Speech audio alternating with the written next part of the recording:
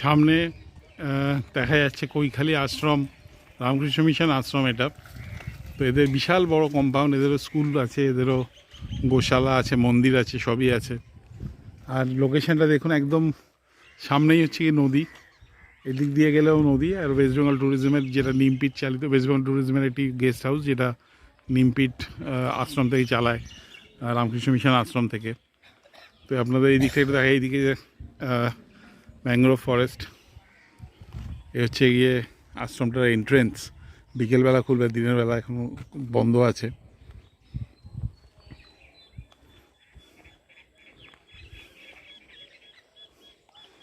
এ দেখুন, এখানে বোটগুলো আছে, জোয়ারের সময় এগুলো আবার নামিয়ে দেওয়া হবে, কারণ এটা এখন ভাটা চলছে।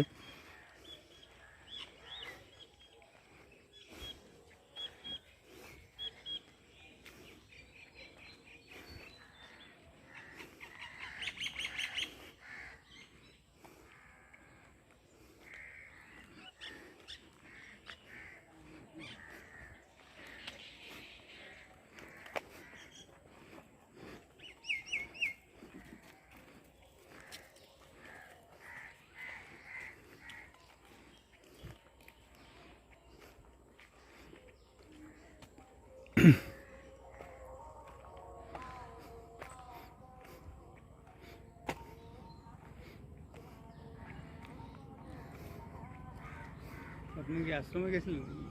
না, ভেতরে যায়নি। এ দেখুন, এখানে বোটগুলো আছে, এগুলো ভাড়া পাওয়া যায়।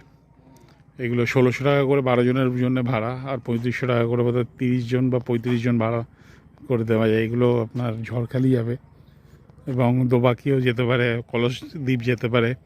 তো এইসব জায়গাগুলো এখান থেকে হায়ার করা যায়। এখানে ফেরিঘাট আছে, ফেরিঘাট থেকে গিয়ে আপনারা বুক করতে পারেন। গ্রুপ বুকিং হোক, ইন্ডিভিজুয়াল বুকিং হোক। ইন্ডিভিজুয়াল বুকিং অবশ্য ওই 12 জনের ক্রাইটেরিয়াটা মেনটেন করতে হবে। যতজন যাবে তার উপর অ্যাপোর্শন হবে 1400 টাকা। তো আর 3500 টাকা যেই লঞ্চগুলো আছে সেগুলোও তাই। তো এখানে এসে আপনারা এইগুলো একটা ভ্রমণ করতে পারেন।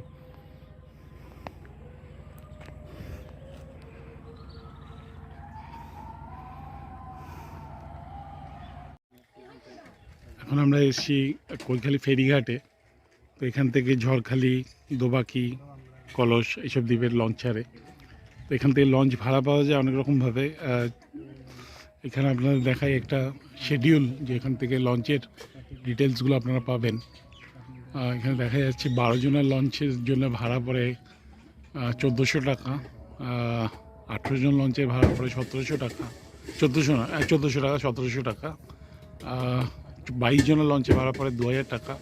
আর 30 জনের লঞ্চে ভাড়া পড়ে 2700 টাকা। তো এইগুলো আপনারা হায়ার করে যেতে পারেন, এই জায়গাগুলো, যেসব জায়গাগুলো বললাম। এবং এগুলো রিটার্নও আসে, আপনারা রিজার্ভ করে যেতে পারেন এগুলো।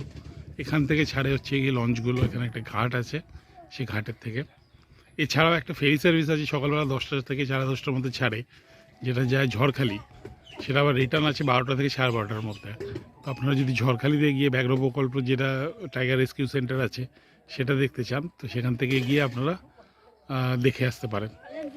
এর ধারে একটু সুন্দর কিছু দোকানপত্র আছে, এখান থেকে আপনার স্ন্যাক্স নিয়ে নিতে পারেন, কোনো অসুবিধা হবে না। যাতে আপনারা যখন বেড়াবেন সেটা খেতে পারবেন। আর এইদিকে সুন্দরী গাছ আছে, যেগুলো ম্যানগ্রোভ ফরেস্টে কিছুটা পার্ট।